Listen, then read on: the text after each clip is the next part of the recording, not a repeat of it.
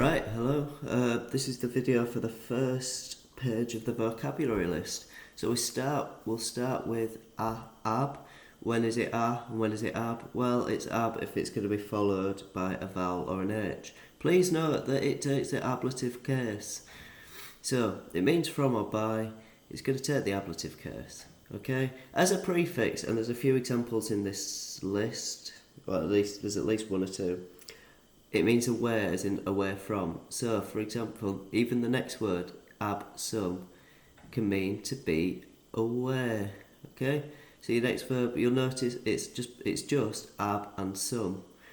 I.e. sum, as in I am, as in I'm present, I exist. So I exist away, therefore I'm not here, I'm out, I'm absent, I'm away. Next, ac or at, que. There's not much I can really say about this. Ac is especially used before consonants compared to, but yeah, there's not a huge amount to say about ac. Next, you've got acipio, acipere, acepi, aceptus.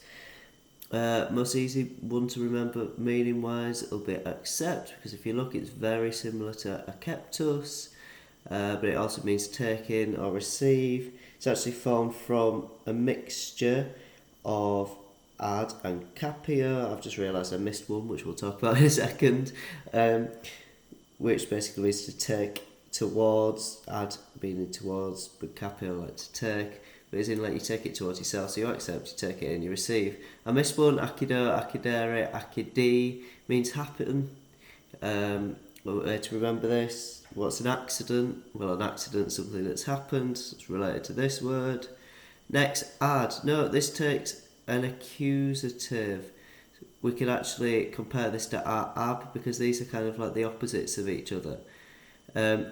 When you see in prepositions, or just generally as a rule in Latin, your ablative is going to be when things are getting taken away, and ad is to do with motion towards. So hence it makes sense that ad plus the accusative means to, towards, or at. Next, you've got adeo. Unfortunately, there's not much you can say about this. It just means so much or so greatly. Next, adiuo, adiuare, adiui, adiutus. It means help. It's actually formed from ad and uo, but that's not really much help because uo just means help. So if you can't remember uo, you might struggle to remember adiuo. There is an English word which I didn't know, so you're not going to know. Adjuvate, which just means to help or to further something. Next, you've got adsum, and adsum is like absum here, but again the opposite. So we saw how ab and ad were opposites, and then you've got the same thing with a compound. So that's to be here or to be present. Okay, makes quite a lot of sense there. Next, advenio. Again, you've got that ad in this compound, and this one helps because you should know what venio means. It means like come.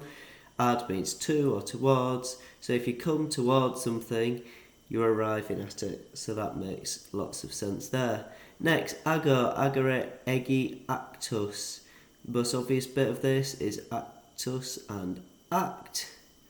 So obviously that makes sense. If you're proactive, it's because you're doing something in advance. If you're reactive, you're doing something in response to something. So this all makes sense. Not much I can say to help you about aliquis, aliquid, meaning someone or something. It's a pronoun, maybe bear that in mind. It actually comes from alios, the next word, and quis, but that doesn't really help. Next, alios, alia, aliod. Again, not a huge amount I can say about this. It means other, another, or else. No, it could be a pronoun or an adjective. Next, alter, altera, alterum. Now there are things we can say about this, and it'll help your English as well, because you'll know the meanings it gives you are the other, another, or the second, although you can't actually read that. That's because technically the word alternate or alternative refers to one other option. So you can't say the alternatives, technically, because you should only have two options. It's one or the other, hence the other, another, the second, alter, altera, alterum. Next, you've got altus, altar, altum, meaning high or deep. Obvious words help you with this, something like altitude. Your altitude is the height that you're at, basically.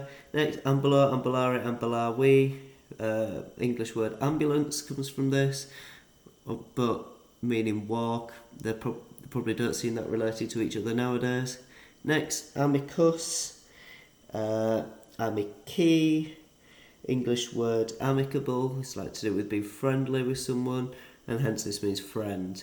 It's actually related to the verb. Next, amo, amare, amawi, amatus, meaning love or like. Actually, like being here is actually quite a good thing because it can be slightly weaker in Latin. Like you could just say I love you to someone in the same way that we might say I like you, as in to a friend, or I don't know, to the emperor. But it still means love or like. Obviously, there's lots of things that you might remember from this, and it's related to the next word, which is amor, amoris, the noun version, meaning love. Next, ancilla, ancillai means slave girl or maid. Obviously, you met this very early in the Cambridge Latin course. I didn't actually highlight it there when I tried to. English word ancillary, which is basically to do with something providing support. It actually is technically more related to the adjective ancillaris, which is something that's relating to maidservants, which is where we get the word ancillary from. So, for example, if you had an ancillary ward on a hospital, it's where that help will be provided. Next, animus, animi, means spirit, soul, or mind. So the animus is quite a hard word to define accurately. It's kind of the thing that gives life to something. So hence, words like in English, animated, you're giving life to pictures. If you were to reanimate a person, you're giving them life again. Same sort of idea in animus, but it can mean spirit, soul, or mind. Also related to this, the adjective in English magnanimous means you've got, literally, it's like you've got a big mind, soul, spirit, in the sense that, you don't mind something. Say you're magnanimous in defeat, you're taking it well. Next, annus anni, obvious one here is annual, relating to year. So obviously it means year. Next, ante, note it takes the accusative. It means before or in front of. Obviously, if it's before, it's probably more temporal, and in front of, it's probably more spatial, but before can also be spatial. And then, obviously, another very related to that is antea, which is just the adverbial form, meaning before, i.e. before I did this. Next, apelio, aperere, aperui, apertus means open. Can't really help you with this.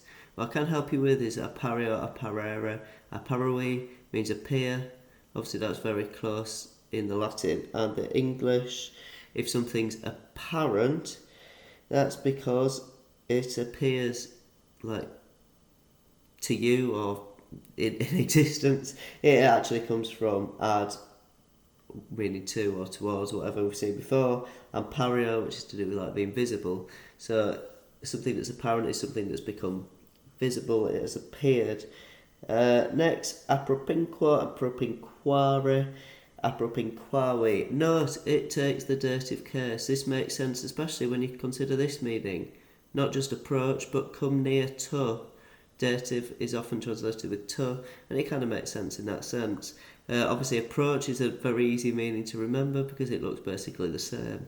There is actually an English word, apropinquate, which I hadn't heard of before, which is to approach something. Next, you've got apud, another preposition here, and it's again taking the accusative case. Remember, accusative case with these sort of things is towards, like motion towards. So it kind of makes sense that it's among, with, or at the house of. Next, aqua, aquae, meaning water. Another easy one here. Words like aquarium and aquatic come from this. Next, audax, audacis means bold or daring. English word, audacious. Next, audio, audere, audivi, auditus means hear or listen to. English word audio. This refers to something you can hear. Next, aufero, aufere, abstuli, ablatus. Now this comes from the very first word that we saw, ab or particularly ab, and ferro, like take, carry. So it basically means I take or carry it away. Okay? And then obviously you've got a AU for the first two, that's because ab is quite hard to say, but it comes back for that, you can see it here, abstuli and ablatus.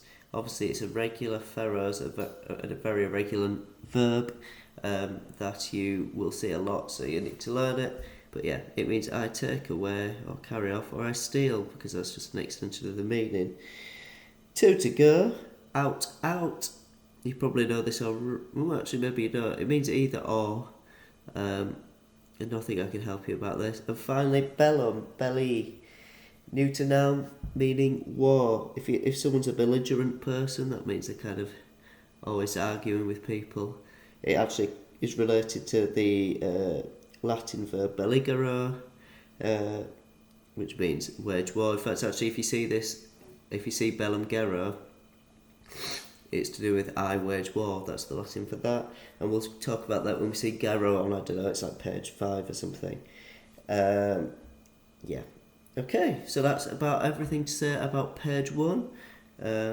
Hope this helps when it comes to your vocab test and your learning. Right, thank you. Bye.